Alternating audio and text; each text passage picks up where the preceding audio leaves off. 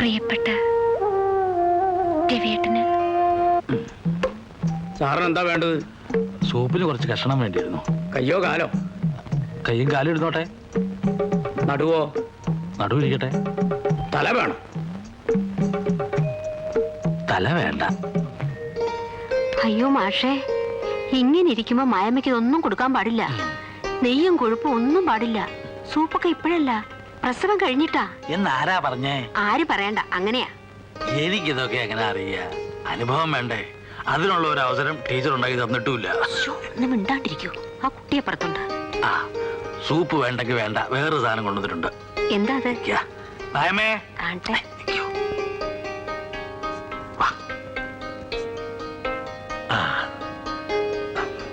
ആ കൈ കൊണ്ട് നീട്ടു. എന്താ? ആ കൈ കൊണ്ട് നീട്ടു കൂട്ടി. നല്ല ഒന്നന്തരം പുളിയ മാങ്ങ കഴിച്ചോളൂ. അയ്യോ എനിക്ക് വേണ്ട, എനിക്ക് മാങ്ങ തിന്നാനല്ല കൊതി. പിന്നെ എന്ത് തിന്നാനാ കുട്ടിക്ക് ആശ? എനിക്ക് മസാല ദോശ തിന്നാൻ ആശ.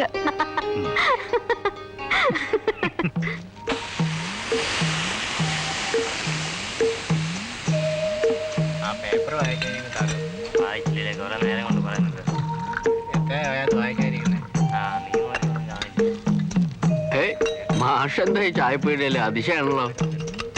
ഞാൻ വെറുതെ. മാഷക്ക് മസാല ദോശ എത്രയാണെന്ന് പറഞ്ഞേ? 2 3? മാഷേ 3 മസാല ദോശയോ? അസലായി. താൻ ഉരുളക്കിഴങ്ങ് കഴിക്കാം. എനിക്കല്ലടോ, പിന്നെ കുട്ടിക്കാ. ഇപ്പോഴെന്താ അങ്ങനെ ഒരു പലഹാരക്കൊതി?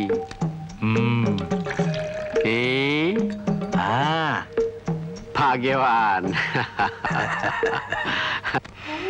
ഈ വയറും വെച്ചോണ്ട് ഇനിയിപ്പോ എങ്ങനെയാ കോളേജിലേക്ക് അയക്കുക? ഇവിടെ തന്നെ ദിവസവും കുറെ അങ്ങ് നടക്കട്ടെ, അല്ലേ നാണിയമ്മേ? പിന്നല്ലാണ്ട് ഗർഭിണികള് ശരീരം അനങ്ങി പണിയെടുക്കണം.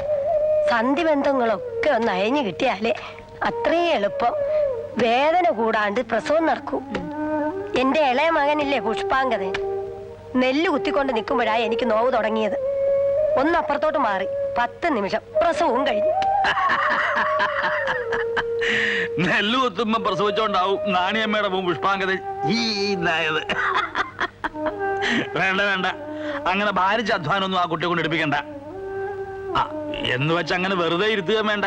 അനുഭവസ്ഥര് പറഞ്ഞതല്ലേ, വേണമെങ്കിൽ കുറച്ചു നേരം നടന്നോട്ടെ.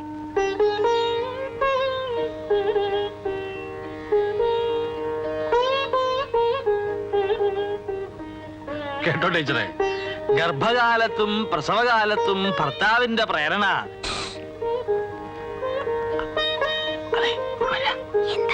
കാര്യം പറയട്ടെ.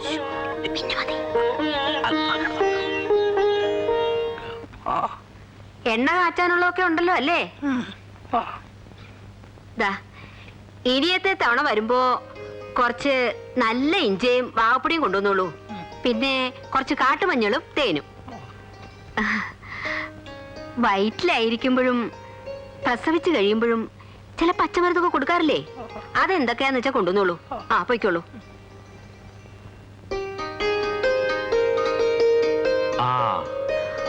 ഇതെന്തൊക്കെയാ വാങ്ങിട്ട് വന്നിരിക്കണേ? എപ്പോഴായാലും വാങ്ങണം. കണ്ടപ്പോ ഇഷ്ടം തോന്നി വാങ്ങി. നീ വെക്കോ.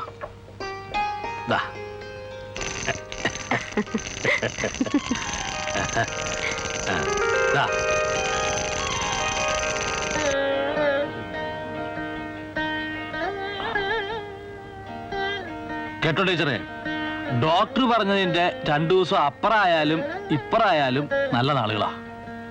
13 14-ാം തീയതി ആണെന്ന് വെച്ചാ ബഹുവിശേഷ. അഷ്ടമിരോഹിണി. അഷ്ടമിരോഹിണി ആണെങ്കില് പേര് ഉണ്ണികൃഷ്ണൻ ഇടാം. അപ്പൊ ആൺകുട്ടിയാണെന്ന് മായമ്മ അങ്ങോട്ട് ഉറപ്പിച്ചു അല്ലേ? കയ്യുണ്യാദി എണ്ണ വികാരാദി ഘൃതം. രവിയേട്ടന്റെ കത്തുണ്ട്. എന്താ വിശേഷം? വരുന്നുണ്ട് ഇത്രേ. എപ്പാ? ഹോസ്പിറ്റലിലേക്ക് പോകും മുമ്പേ എങ്ങനെ എത്താമെന്ന്. ആശ്വാസായി. ഉത്തരവാദിത്തങ്ങൾ പങ്കിടാൻ ഒരാളായല്ലോ. നോക്കട്ടെ. അല്ല മാഷേ, ഉം. മായമ്മയുടെ അച്ഛനെ ഈ വിവരം ഒന്ന് അറിയിക്കണ്ടേ? ആ, അറിയിക്കേണ്ട ഒരു കുറവേ ഉള്ളൂ. അക്ഷണം പലഹാരക്കൊട്ടയായിട്ട് വന്ന് മോളെ എഴുന്നള്ളിച്ചോണ്ടങ്ങ് പോവും പ്രസവത്തിന്. ഭ്രാന്തുണ്ടോ ടീച്ചർക്ക്? ഇനി നമ്മൾ തന്നെയാ ആ കുട്ടിയുടെ അച്ഛനും അമ്മയൊക്കെ.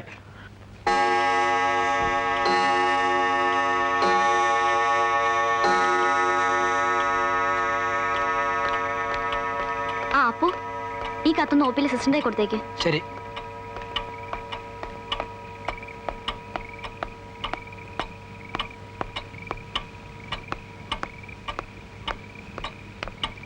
ആ,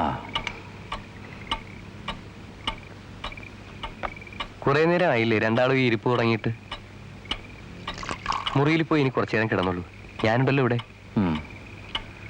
വേണ്ട രവിയെ, കിടന്നാല് കിടക്കാൻ പറ്റില്ല.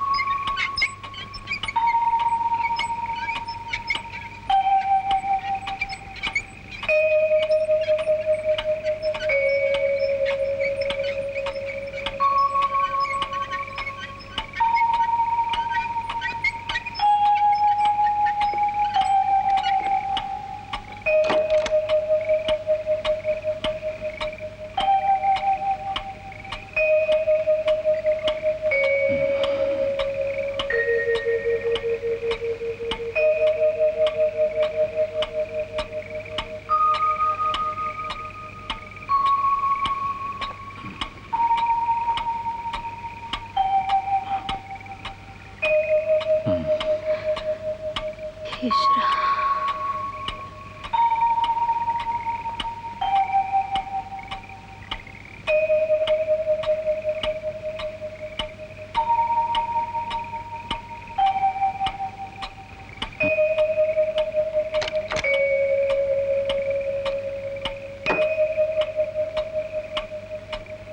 മായയുടെ അച്ഛനോ ഹസ്ബൻഡോ ആരെങ്കിലും ഒരാൾ ഇതിലൊന്ന് ഒപ്പിടണം.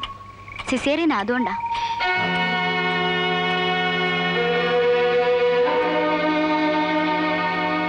ഇതെവിടെ?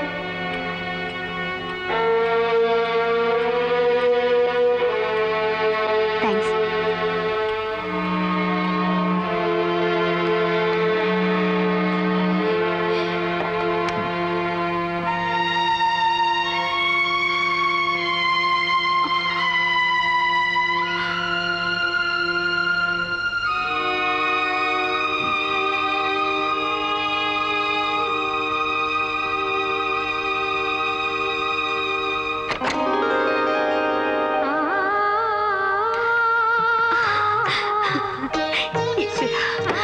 ആൺകുട്ടിയാ? മായമ്മ സുഖായിരിക്കുന്നു?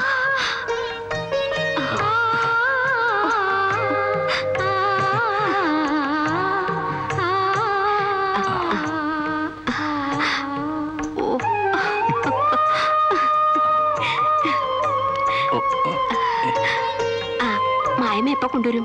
കുറച്ച് താമസിക്കും. ഡ്രസ് ചെയ്യാനൊക്കെ ഉള്ളതല്ലേ. കുട്ടിയെ തൊട്ടിൽ കിടത്തിക്കോളൂ.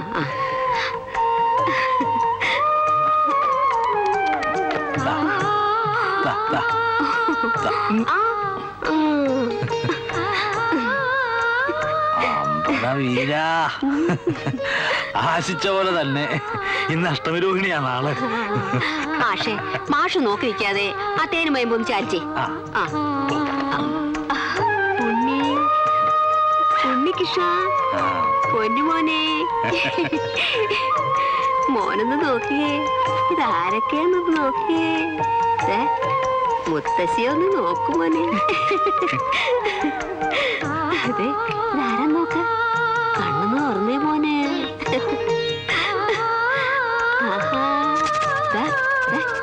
ഇതാരാ ഇത്?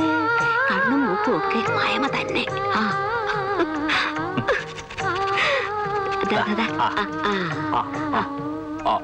മോനൊന്ന് വാ തുറന്നേ. കൊതിയ പാപ്പച്ച പാപ്പച്ച പേഷ്യന്റിന് പെട്ടെന്ന് ബ്ലീഡിംഗ് ആ. ചെക്ക് ചെയ്യാൻ പറ്റുന്നില്ല. ഡോക്ടർ ജോർജിനോട് ഉടനെ ഒന്ന് തിയേറ്ററിലേക്ക് വരാൻ പറയണം. മതി മതി മതി.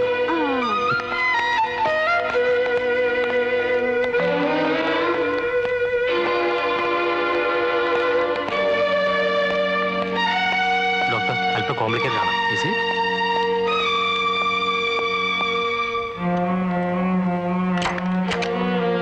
ഹായ്, എന്റെ മോൻ കരയുന്നേ.